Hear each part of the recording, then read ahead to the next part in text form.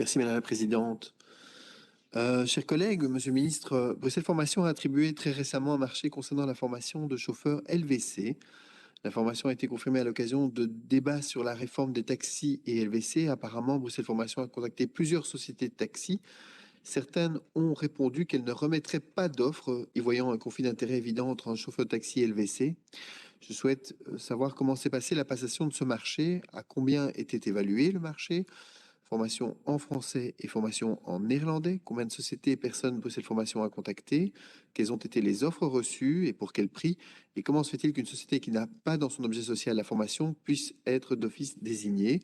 Comment Bruxelles Formation a-t-elle résolu le problème du conflit d'intérêts, d'autant que plusieurs prises de position de la société qui a remporté le marché dénigre systématiquement les LVC travaillant sur les plateformes? Je vous remercie d'avance le gouvernement pour sa réponse. Monsieur le ministre. Merci Madame la Présidente. Monsieur le député, je vous remercie pour votre question.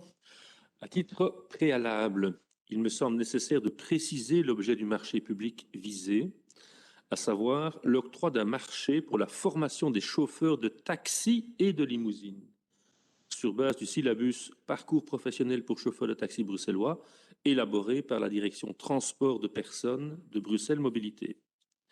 Ce marché public a été initié par Bruxelles Formation dans le cadre de la formation conducteur-conductrice de taxi et limousine, qui dure 4 jours et qui est organisée au sein de son centre de formation BF Logistique. Cette formation prépare aux examens régionaux prévus dans le parcours d'accès à la profession de chauffeur de taxi et de limousine à Bruxelles. Les candidats doivent posséder leur permis de conduire depuis au moins 3 ans et avoir réussi les tests de sélection organisés par Bruxelles Mobilité. Bruxelles Mobilité, qui organise le parcours des examens pour devenir chauffeur de taxi ou LVC, renseigne la formation de Bruxelles Formation, qui est non obligatoire dans ce parcours, mais aide ou prépare à la réussite de ces examens. Bruxelles Mobilité ayant constaté qu'un certain nombre d'échecs aux examens a mis en avant cette formation préparatoire de BF sur son site Internet. Vous me demandez à combien ce marché est-il évalué. C'est un marché de 90 000 € par an pour 4 années, donc pour un total de 360 000 € pour l'ensemble du marché. Il a été passé par procédure négociée directe avec publication préalable. L'utilisation de cette procédure implique la publication sur la plateforme e-procurement d'un avis de marché permettant à tout opérateur économique qui le souhaite d'être informé du marché lancé par Bruxelles Formation et donc de déposer une offre. Afin d'assurer la plus large publicité possible de ce marché et de favoriser la mise en concurrence d'un nombre maximal d'opérateurs économiques, Bruxelles Formation a également informé de la publication de l'avis auprès de plusieurs entreprises spécialisées dans le domaine du marché, telles que Future Skills, Road Formation, ainsi qu'auprès de la direction taxi de Bruxelles Mobilité, qui s'est fait le relais vers toutes les entreprises de taxi bruxelloises de la publication de ce marché. Donc il n'y a eu aucune volonté de restreindre le marché à certains opérateurs, mais au contraire une volonté d'ouvrir largement à toute une série d'opérateurs. Le marché est déconstitué de 4 lots, à savoir un dans chaque langue, français et néerlandais, et un pour chacune des 2 tranches horaires possibles, formation durant la journée ou formation en début de soirée ou fin d'après-midi. Ces lots pouvaient être attribués à des soumissionnaires distincts, 4 lots.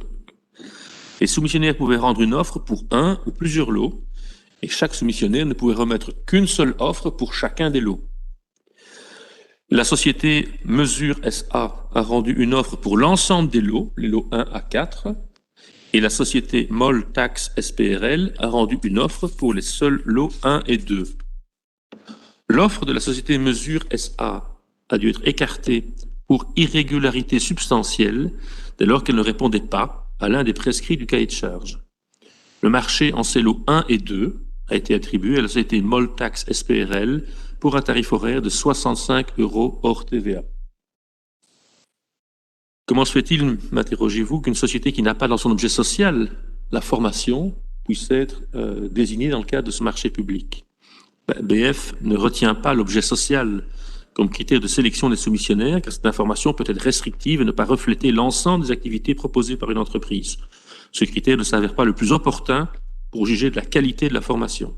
Bruxelles Formation se base, outre le critère du prix, sur des critères qualitatifs et techniques concrets tels qu'ils sont précisés dans le cahier des charges du marché, à savoir l'expérience pédagogique et les compétences métiers des formateurs, les objectifs du programme de formation, le contenu de la formation, les compétences visées, la méthodologie mise en œuvre, etc.